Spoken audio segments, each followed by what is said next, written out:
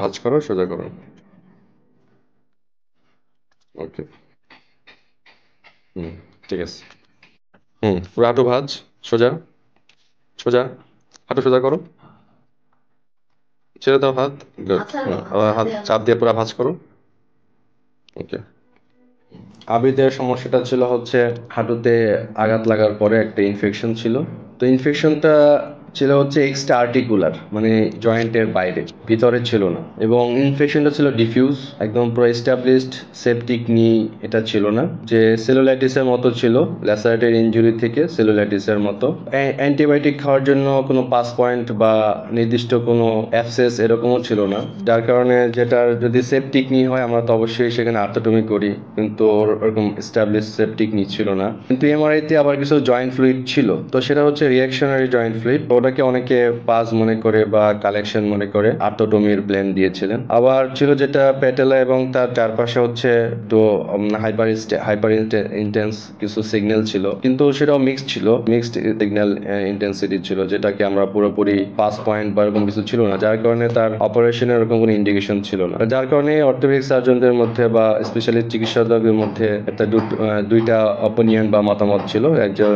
এক গ্রুপ ছিলেন যারা আর্থোটমির পক্ষে, আর এক গ্রুপ হচ্ছে আর্থোটমির বিপক্ষে। আমার কাছে যখন ওনারা 1 মাস পরে আসছেন তখন আসলে আর্থোটমি করার মতো ছিল না, যেহেতু এটা এক্সট্রা আর্টিকুলার, জাস্ট সেলুলাইটিস ছিল। আবার ইনএপ্রোপ্রিয়েট এবং ডোজ এবং ইনএপ্রোপ্রিয়েট অ্যান্টিবায়োটিক চয়েসের কারণে যেটা ছিল তার এক্সট্রা আর্টিকুলার অ্যান্টিবায়োমা ফর্ম হয়ে গেছে। ওভারঅল তার নি স্টিফ ছিল, তার রেঞ্জ অফ মোশন ছিল না, তার নি স্টিফ ছিল। এবং অনেকে প্ল্যান দিয়েছিলেন যে পেটেলা ক্রনিক অস্টিওমাইটিস হয়ে গেছে, পেটেলা এক্সিশনের প্ল্যান দেওয়া হয়েছিল, যদিও ছেলেটার বয়স মাত্র 13 বছর।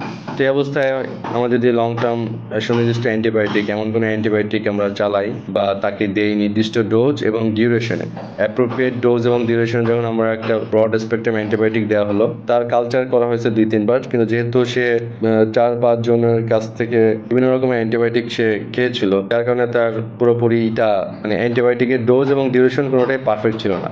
তাহলে আমার মতো আমরা যখন আমরা অ্যান্টিবায়োটিকগুলো দেওয়া হলো, ভালো ওষুধ, নির্দিষ্ট ব্যায়াম এবং যে এক্সারসাইজগুলো আমরা শিখিয়ে দিলাম, থেরাপিগুলো শিখিয়ে দিলাম, হাঁটু ভাঁজটা আমরা কিভাবে করতে হবে যখন আমরা শিখিয়ে দিলাম, এবং যখন ওষুধগুলো নির্দিষ্ট ডোজে এবং ডিউরেশনে খাচ্ছে, আল্লাহর মধ্যে তো কিডনির কোনো সমস্যা নাই, লিভারের কোনো সমস্যা নাই, খাওয়া দাওয়া অনেকটা ইমপ্রুভ আছে। তো আল্লাহর মধ্যে আজকে আবিদের হাঁটুটা অনেকটা ইমপ্রুভ, মোটামুটি ভালো। হাঁটুটা দেখাবে একটু। তাহলে হাঁটুটা এখন মোটামুটি 2 হাঁটুর কন্ট্যুর একটু সোজা করো, 2 হাঁটু। এখনো দেখা যাচ্ছে আসলে ওর হাঁটুটার কি অ্যাগ্রেসিভ লুক তখন ছিল। পুরো হাঁটু ছিল ফোলা, একদম টসটসে, মারাত্মক রকমের গরম। এখন যে প্যাটেলা বর্ডার আমরা দেখতে পাচ্ছি, ওর জয়েন্ট ডিভিশন নাই, এখানে কোনো জয়েন্ট ডিভিশন নাই, জাস্ট যে প্যাটেলার সামনের যে স্কিনটুকু ফাইব্রোসিসের জন্য ঠিক হয়ে আছে। হাঁটু জুড়ে যে একটা এংরি একটা লুকিং ছিল, তাই না, খুব খারাপ দেখতে ছিল না। হাঁটু এখন কতটুকু ভাঁজ হয় দেখি। রাইট, নিচে বসতে পারো তো না? সিঁড়ি উঠতে পারে, আগে তো সিঁড়ি উঠতে পারতো না, এখন সিঁড়ি উঠতে পারে, সিঁড়িও বাইতে পারে, আবার আপনার হাঁটতেও পারে, মানে দৌড়টা দেয়, মানে ওরকম ভাবে দিতে পারে না। আচ্ছা, আস্তে আস্তে স্পিড চলে আসবে ইনশাআল্লাহ, ঠিক আছে? তাহলে এখন স্কুল, নামাজ, মসজিদ কেমন, খেলাধুলা সব ওকে, অসুবিধা নেই। আমরা আর কিছু ওষুধ আরো, হ্যাঁ রাইট, আমরা আরো 2-3 মাস কিছু মোটরসাইকেল চালায়। তাহলে তো দুনিয়ার সব কাজ করতেছে। আবিদ ভালো থাকো, আর যে ওষুধগুলো দিচ্ছি এগুলো খাবে, হ্যাঁ? আচ্ছা।